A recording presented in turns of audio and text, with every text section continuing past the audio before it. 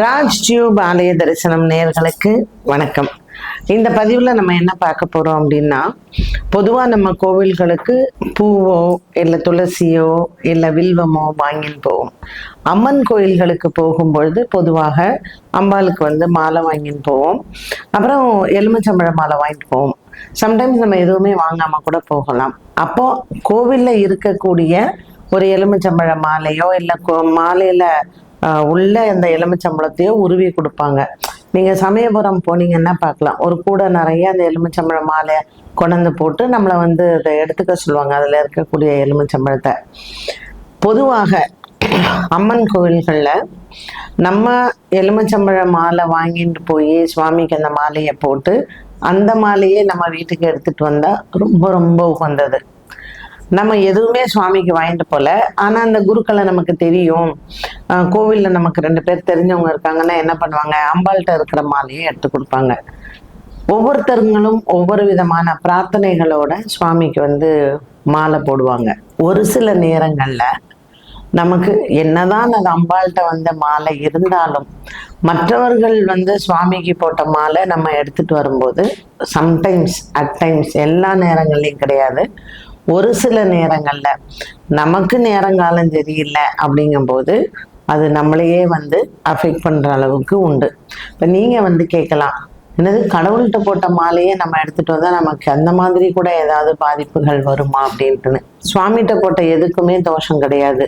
ஆனால் ஒருத்தங்களுடைய எண்ணங்கள் இல்ல அவங்களுடைய பிரார்த்தனைகள் அப்படிங்கிறது வேறுபடுது.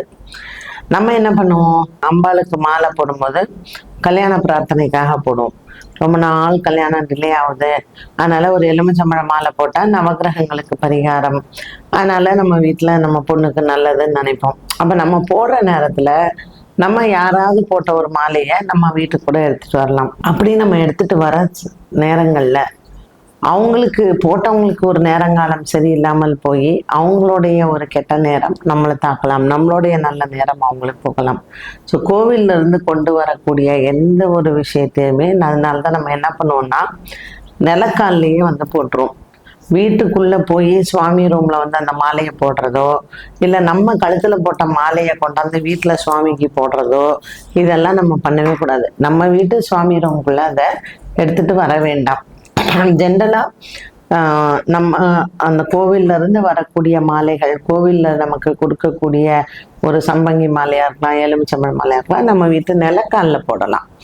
நிலக்கால்ல போட்டோம்னா நம்ம வீட்டுக்கும் அது தோஷ நிவர்த்தியாக இருக்கும்.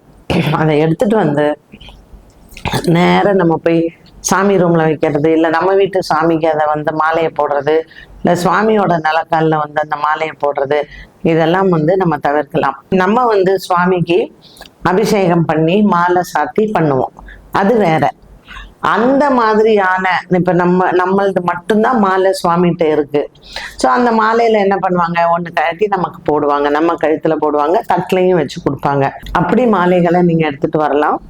சுவாமிக்கு சாத்தி தட்டில் வச்சு அதை நம்ம நேரம் எடுத்துட்டு போய் நம்ம வீட்டு சுவாமிக்கு போடுறதோ இல்லை சுவாமியோட பூஜை ரூம்ல அந்த நிலக்கால் மாலை போடுறதோ ரொம்ப உகந்தது.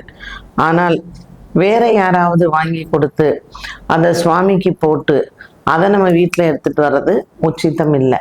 2வது, நம்ம கழுத்துல போட்ட மாலையை இல்லை நமக்கு கோவில்ல இருந்து கொடுத்த மாலையை நம்ம கொண்டு போய் நம்ம வீட்டுல சுவாமிக்கு போடுறதும் உச்சிதம் கிடையாது. ஸோ இதெல்லாம் சில விஷயங்களை நம்ம ஏன்னா கோவிலுக்கு போறோம், சாமி கும்பிடுறோம், பிரசாதங்கள்லாம் எடுத்துட்டு வரமே தவிர நிறைய பேருக்கு அதை என்ன பண்ணணும் இல்லை அதையே தவறா பண்றது அப்படிங்கறது நம்ம நிறைய பார்க்குறோம். சரி, கோவில்ல இருந்து கொண்டு வந்த மாலைகளை நம்ம வீட்டுல காஞ்சு போனதுக்கு அப்புறம் அதை என்ன பண்ணலாம், நிறைய பேர் என்ன பண்ணுவாங்க அப்படின்னா குப்பையில தூக்கி போடுவாங்க. சுவாமிக்கு போட்ட எந்தவுமே குப்பை தொட்டிலேயோ இல்ல கால் படக்கூடிய இடங்கள்லயோ நம்ம வைக்கிறது பாபம். அப்ப அதை என்ன பண்ணலாம், காஞ்சு போச்சு அப்படின்னா உங்க வீட்டுல தோட்டம் இருந்ததுன்னா நீங்க அது உரமாக அதை பயன்படுத்தலாம்.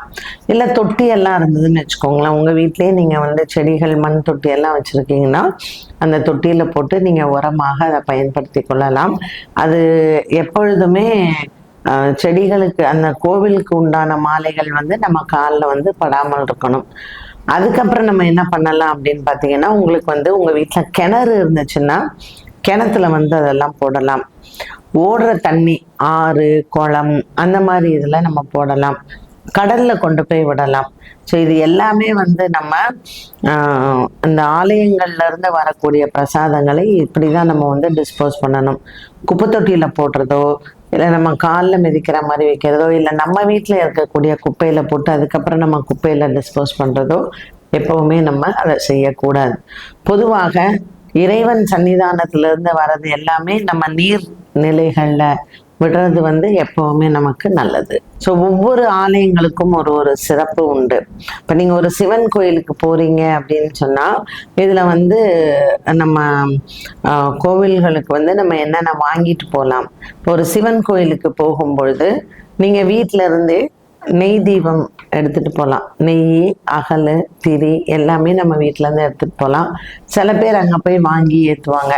பட் மண்ணகல் நம்ம வந்து வீட்டில இருந்து வாங்கி வச்சிருந்து அதை எடுத்துட்டு போகிறது, மஞ்சள் குங்குமம் வச்சு எடுத்துட்டு போகிறது ரொம்ப உகந்தது. சிவன் கோயில் போகும்பொழுதே எப்பவுமே சிவபெருமானுக்கு 2 வில்வம் வாங்கி கொடுக்கறது ரொம்ப விசேஷம். ஒரு அம்பாள் சன்னதி போகும்பொழுது வாசனை பூக்கள், தாழம்பூ, செண்பகப்பூ, மனோரஞ்சிதம், மகிழம்பூ, இந்த மாதிரியான மலர்கள் வந்து அம்பாளுக்கு ரொம்ப உகந்தது. மகாலட்சுமி தாயார் பெருமாள் கோயில் போறீங்க, தாயார் சன்னதிக்கு போனீங்கன்னா மஞ்சள் இருக்கு பார்த்தீங்களா, மஞ்சள் தூள், அது வாங்கின்னு போறது ரொம்ப விசேஷம். அதே போல தாமரை பூ வாங்கி கொடுக்கறது ரொம்ப விசேஷம். ஆண்டாள் சன்னதிக்கு போகும் பொழுதும் மஞ்சள் குங்குமம் வாங்கி கொடுக்கலாம். பெருமாள் கோயிலுக்கு, பெருமாள் சன்னதிக்கு போகும்போது கண்டிப்பாக துளசி வாங்கி கொடுக்கறது ரொம்ப விசேஷம். அதே மாதிரிதான் நமக்கு ஆஞ்சநேயருக்கும் கூட. பொதுவா வந்து ஒரு கருடன் சன்னதி இருக்கும்போது நம்ம கருடனை வந்து எல்லாருமே நெக்லெக்ட் பண்ணிடுவாங்க. ரொம்ப தவறு. ஒரு பெருமாள் கோயிலுக்கு போகும்பொழுது கண்டிப்பாக கொடிமரத்தோடு இருக்கக்கூடிய கருடன், இல்லைன்னா கருட பகவான் வெளியில இருப்பாரு. கருடனை வணங்காமல் நம்ம போகவே கூடாது. கருடனை வணங்கி நீங்க விளக்கேத்துறதா இருந்தா கருடன் சன்னதியிலேயே வாசல்ல விளக்கேத்திட்டு கோயிலுக்கு போறது ரொம்ப ரொம்ப விசேஷம்.